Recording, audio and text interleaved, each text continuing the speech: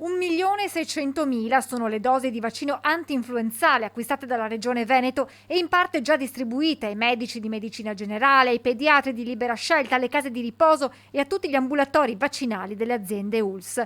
Il 2 novembre scatta in Veneto la campagna per il vaccino contro l'influenza stagionale, che come l'anno scorso con una pandemia ancora in atto è quanto mai fondamentale. Le persone sono le persone over 60 che quindi possono accedere gratuitamente al vaccino anti-influenzale, si possono rivolgere ai propri medici di medicina generale. Noi abbiamo già consegnato, le USL hanno già consegnato le dosi divise per ogni singola USL, però se qualcuno va all'interno dei nostri centri vaccinali, anche all'interno dei nostri centri vaccinali, chiedendo potrebbe fare anche l'anti-influenzale. Il vaccino contro l'influenza stagionale, sottolinea il Dipartimento di Prevenzione della Regione, è la forma più efficace di prevenzione dell'influenza, soprattutto per la cocircolazione con il Covid. La campagna ha lo scopo di proteggere i soggetti più fragili dalle complicanze, contenere gli accessi ai pronto soccorso, supportare la diagnosi differenziale e la conseguente gestione dei casi sospetti. Durante il periodo invernale i virus respiratori sono virus che sono diffusi e che quindi poi c'è una contagiosità molto alta. Con vaccino antinfluenzale, con la copertura per quanto riguarda il coronavirus, ma anche con l'utilizzo dei dispositivi,